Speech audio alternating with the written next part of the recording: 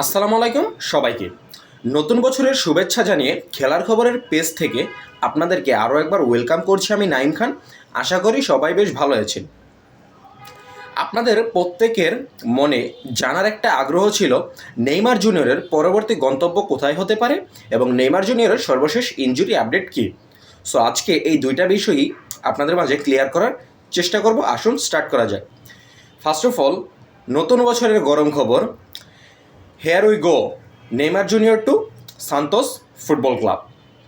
হ্যাঁ, ঠিক শুনেছেন, সান্তোস এফসির সাথে নেইমার জুনিয়র আরও 1 বছরের চুক্তি নবায়ন করেছেন এবং বিশ্বকাপের আগ পর্যন্ত, ইনফ্যাক্ট বিশ্বকাপের পরেও তিনি আরও 6 মাস সান্তোসেই থাকতে চলেছেন। হ্যাঁ, অনেকগুলো ইউরোপিয়ান ক্লাবের রিউমার ছিল, ফ্লামেঙ্গোর মতো ক্লাবের রিউমার ছিল, কিন্তু সব কিছু জল্পনা কল্পনার অবসান ঘটিয়ে নেইমার জুনিয়র সান্তোসেই স্টে করতেছেন। এই মুহূর্তে ক্যারিয়ারের অন্তিম পর্যায়ে এসে নেইমারের জন্য এটাই অন্যতম সেরা সিদ্ধান্ত বলে আমি পার্সোনালি মনে করি। কারণ নেইমার জুনিয়র তার সম্পূর্ণ ক্যারিয়ারে অনেক ভুল সিদ্ধান্ত নিয়েছেন।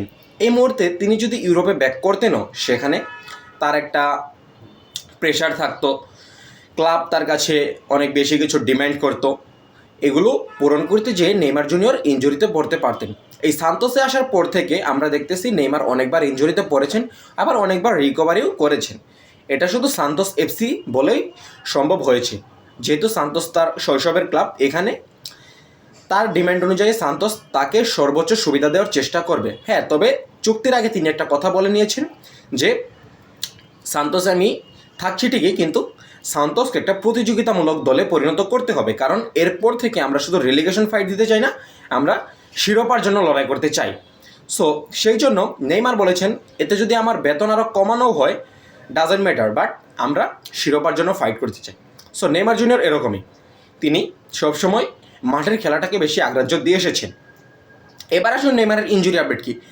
আমরা সবাই হয়তো জানি যে নেইমার জুনিয়র ডিসেম্বর মাসের 23 তারিখ তার সার্জারিটা কমপ্লিট করেছেন সফলভাবে। তার সার্জারিটা করেছিল ব্রাজিলিয়ান ডক্টর রদ্রিগো লাসমার। তো সেই সার্জারির পর থেকে নেইমার জুনিয়র রিহ্যাব প্রক্রিয়া চলতেছে। সম্ভবত 20 থেকে 30 দিনের মধ্যে নেইমার পুনরায় মাঠে ব্যাক করতে পারবেন। এখন নেইমারের রিহ্যাব পর্যায়টা 14 জানুয়ারি পর্যন্ত চলবে। এরপর থেকে নেইমার ঘরোয়াভাবে পার্সোনাল ট্রেনিংগুলো করতে পারবে। ইনফ্যাক্ট সব কিছু ঠিক থাকলে ফেব্রুয়ারির ফার্স্ট উইকে নেইমার জুনিয়র দলগত অনুশীলনে ফিরবেন এবং ওই সপ্তাহে সান্তোসের হয়ে কোনো একটা ম্যাচ দিয়ে তিনি মাঠে ফিরতে চলেছেন। সো এই ছিল নেইমারকে নিয়ে সর্বশেষ আপডেট। আজকের ভিডিও এই পর্যন্তই। আশা করি আমাদের ভিডিও আপনাদের ভালো লেগেছে এবং আমাদের ভিডিও ভালো লাগলে ফেসবুক থেকে ফলো করতে পারেন, ইউটিউব থেকে সাবস্ক্রাইব করতে পারেন। ধন্যবাদ সবাইকে। আল্লাহ হাফিজ।